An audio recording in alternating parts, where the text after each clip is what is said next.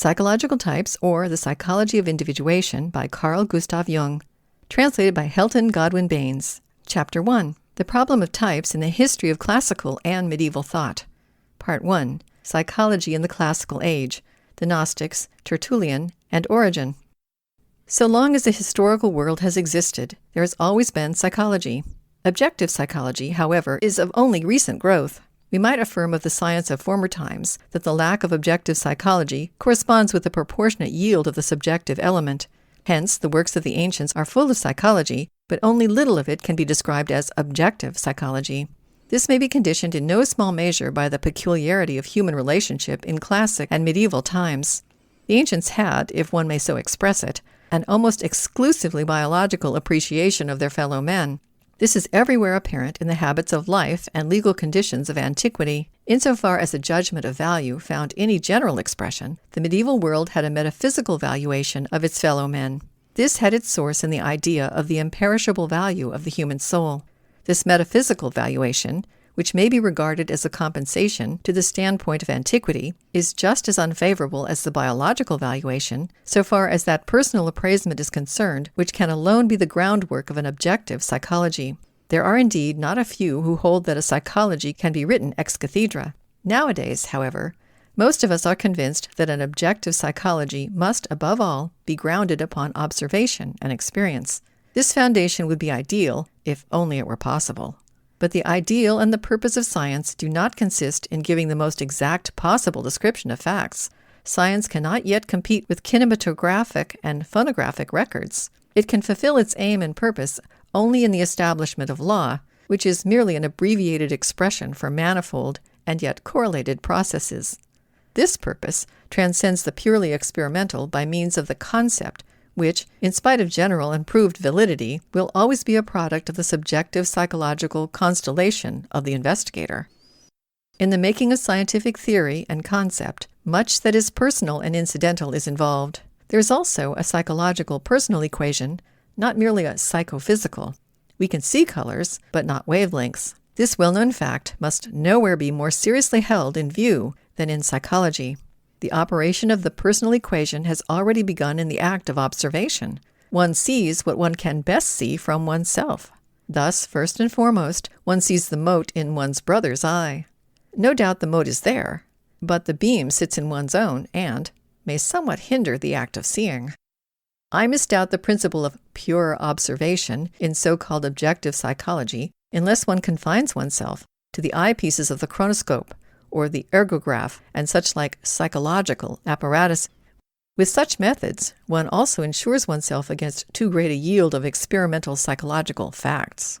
But the personal psychological equation becomes even more important in the presentation or the communication of observations, to say nothing of the interpretation and abstraction of experimental material. Nowhere, as in psychology, is the basic requirement so indispensable that the observer and investigator should be adequate to his object, in the sense that he should be able to see not the subject only, but also the object. The demand that he should see only objectively is quite out of the question, for it is impossible. We may well be satisfied if we do not see too subjectively. That the subjective observation and interpretation agrees with the objective facts of the psychological object is evidence for the interpretation only insofar as the latter makes no pretense to be universal, but intends to be valid only for that field of the object that is under consideration. To this extent, it is just the beam in one's own eye that enables one to detect the mote in the brother's eye. The beam in one's own eye, in this case, does not prove, as already said, that the brother has no mote in his, but the impairment of vision might easily give rise to a general theory that all motes are beams. The recognition and taking to heart of the subjective limitation of knowledge in general, and of psychological knowledge in particular, is a basic condition for the scientific and accurate estimation of a psyche differing from that of the observing subject.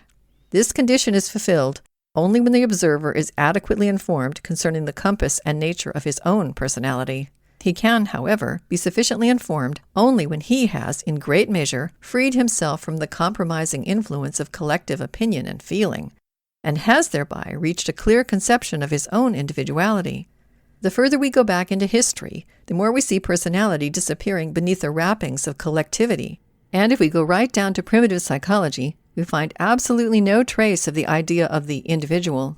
In place of individuality, we find only collective relationship or participation mystique, but the collective attitude prevents the understanding and estimation of a psychology which differs from that of the subject, because the mind that is collectively orientated is quite incapable of thinking and feeling in any other way than by projection. What we understand by the concept individual is a relatively recent acquisition in the history of the human mind and human culture. It is no wonder, therefore, that the earlier all-powerful collective attitude almost entirely prevented an objective psychological estimation of individual differences, and forbade any general scientific objectification of individual psychological processes. It was owing to this very lack of psychological thinking that knowledge became psychologized, that is, crowded with projected psychology. Striking instances of this are to be seen in the first attempts at philosophical explanation of the universe. The development of individuality, with the resulting psychological differentiation of man, goes hand in hand with a de-psychologizing of objective science. These reflections may appear why the springs of objective psychology have such a niggardly flow in the material handed down to us from antiquity. The description of the four temperaments gathered from antiquity is hardly a psychological typification, since the temperaments are scarcely more than psychophysiological complexions. But this lack of information does not mean that we possess no trace in classical literature of the reality of the psychological antithesis in question. Thus, Gnostic philosophy established three types, corresponding perhaps with the three basic psychological functions: thinking, feeling, and sensation. The pneumatici might correspond with thinking, the psychici with feeling, and the hylici with sensation. The inferior estimation of the psychici accorded with the spirit of the gnosis, which, in contrast with Christianity, insisted upon the value of knowledge. But the Christian principle of love and faith did not favor knowledge. The pneumaticist would accordingly suffer a decline in value within the Christian sphere, insofar as he distinguished himself merely by the possession of the gnosis, that is, knowledge. Differences in type should also be remembered when we are considering the long and somewhat dangerous fight which, from the earliest beginnings, the Church conducted against the Gnosticism. In the practical tendency that undoubtedly prevailed in early Christianity, the intellectual, when, in obedience to his fighting instinct, he did not lose himself in apologetic polemics, scarcely came into his own. The regula fide was too narrow and permitted no independent movement. Moreover, it was poor in positive intellectual content. It contained a few ideas which, although of enormous practical value, were a definite obstacle to thought. The intellectual was much more hardly hit by the sacrificium intellectus than the man of feeling. Hence it is easy to understand that the vastly superior intellectual content of the gnosis, which in the light of our present intellectual development has not only lost, but has indeed considerably gained in value, must have made the greatest possible appeal to the intellectual within the Church. For him it was in very sooth the enticement of the world. Asceticism, in particular, caused grave trouble to the Church, with its contention that Christ possessed only an apparent body, and that his whole earthly existence and passion had been merely a semblance. In this contention, the purely intellectual was given too prominent a part at the expense of human feeling. Perhaps the battle with the gnosis is most clearly presented to us in two figures who were extremely influential, not only as fathers of the Church, but also as personalities. These are Tertullian and Origen, who lived about the end of the 2nd century. Schultz says of them, quote, "One organism is able to take in nourishment well nigh omnivorously and to assimilate it to its own nature. Another, with equal persistence, rejects it again with every appearance of passionate refusal." Thus essentially opposed, Origen identified himself with one side, Tertullian with the other. Their reaction to the gnosis is not only characteristic of the two personalities and their philosophy of life, it is also fundamentally significant of the position of the gnosis in the mental life and religious tendencies of that time. End quote. Tertullian was born in Carthage somewhere about 160 A.D.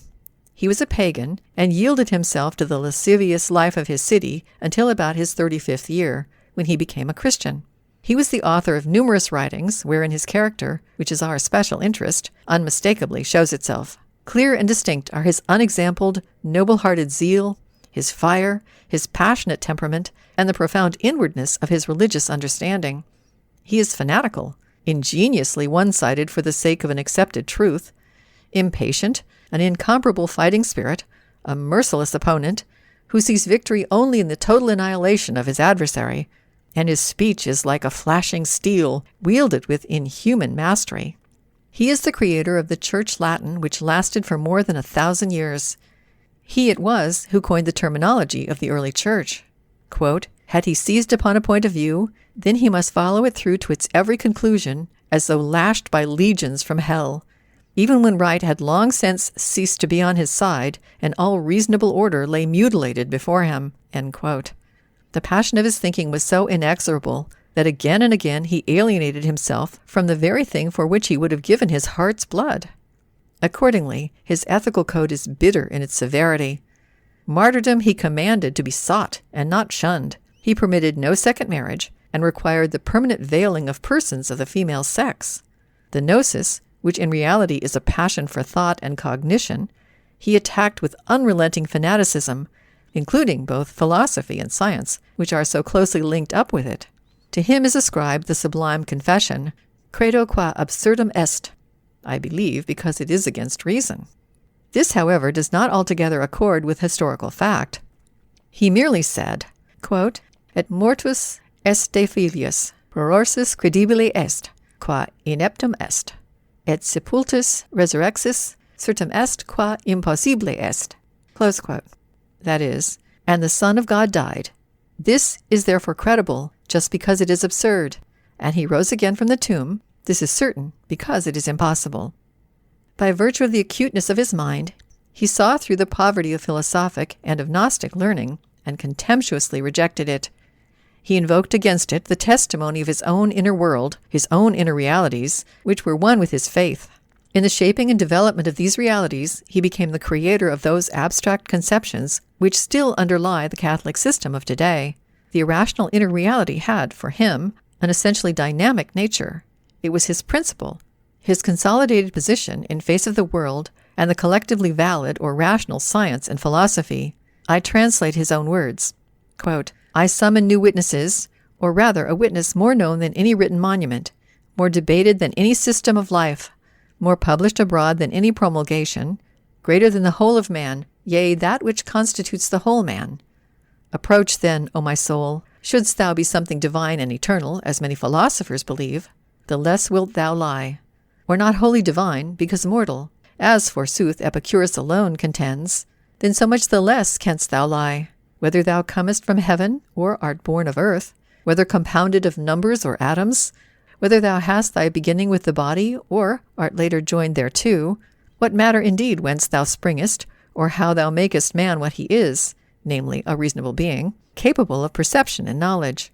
But I call thee not, O soul, as proclaiming wisdom, trained in the schools, conversant with libraries, fed and nourished in the academies and pillared halls of Attica.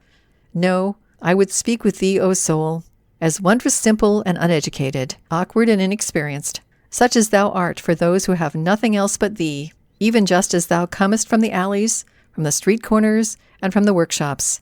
It is just thy ignorance I need." End quote.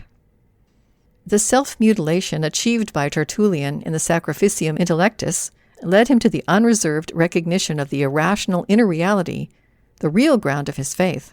That necessity of the religious process which he sensed in himself, he seized in the incomparable formula, anima naturaliter Christiana, that is, the soul is naturally Christian.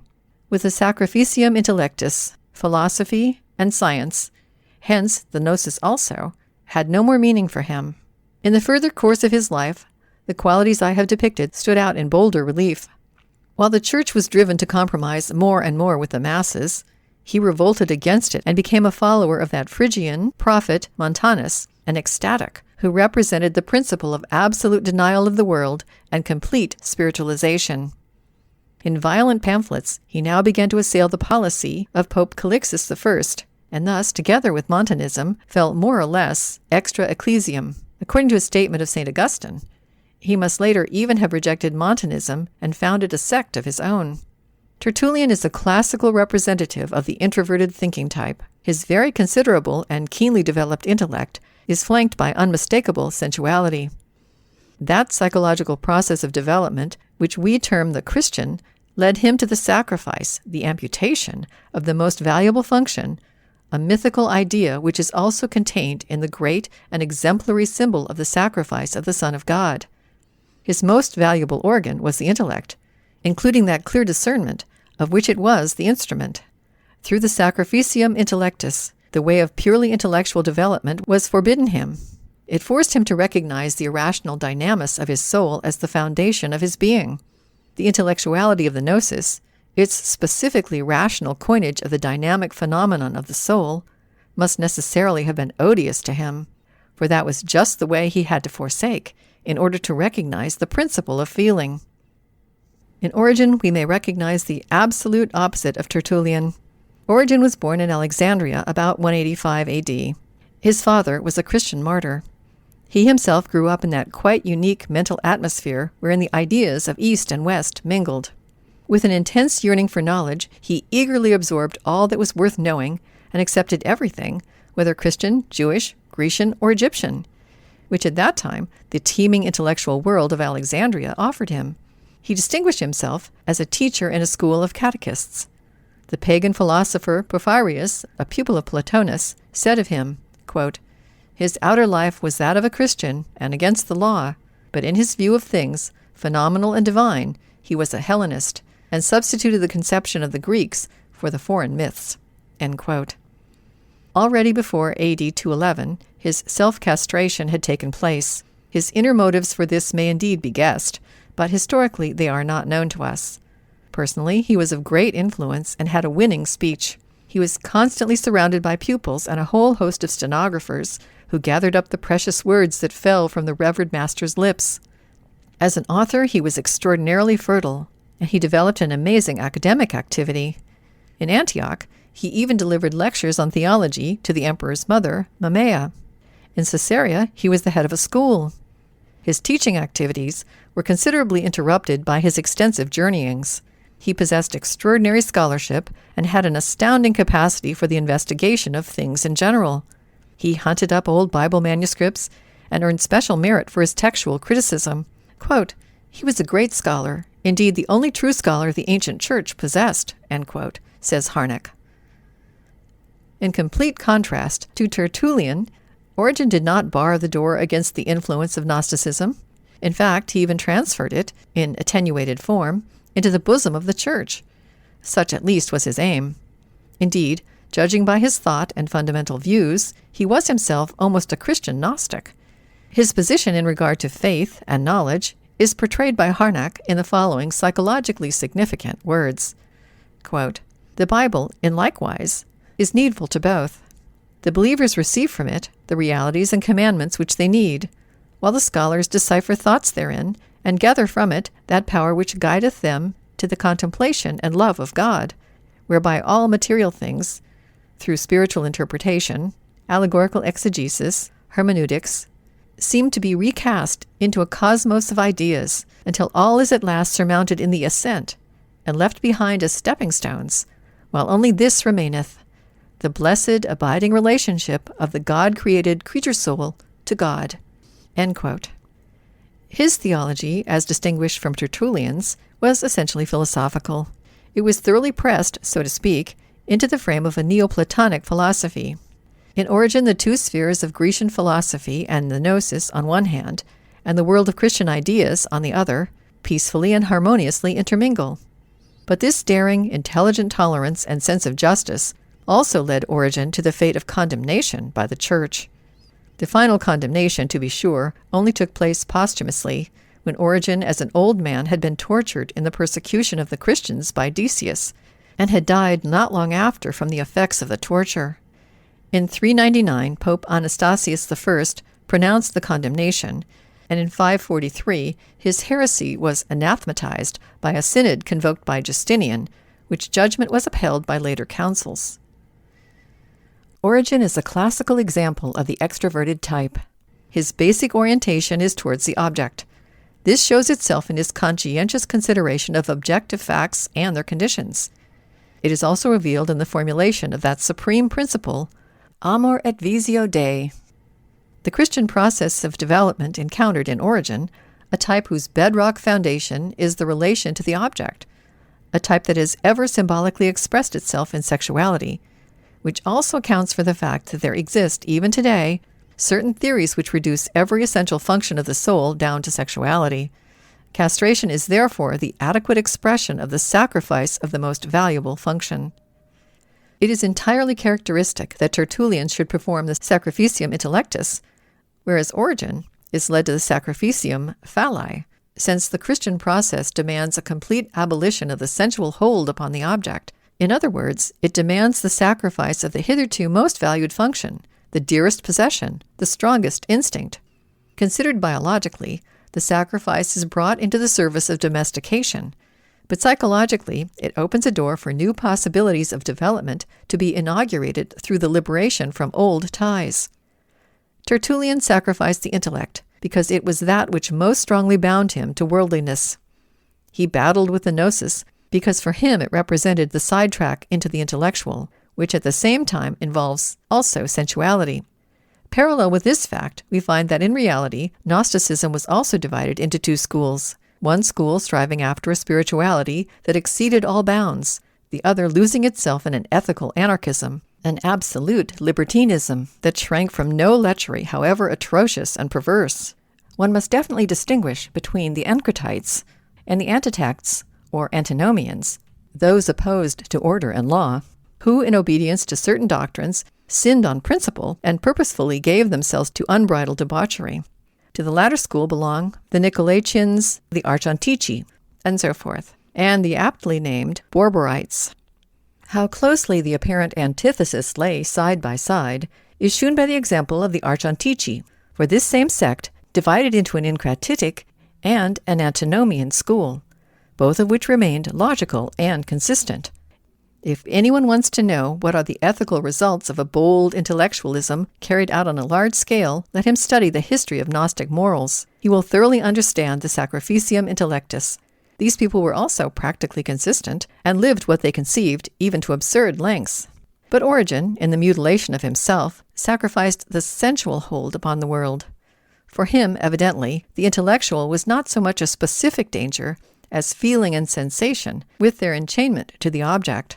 Through castration, he freed himself from the sensuality that was coupled with Gnosticism. He could then yield himself unafraid to the riches of Gnostic thought, while Tertullian, through his sacrifice of intellect, turned away from the gnosis, but thereby reached a depth of religious feeling that we miss in Origen.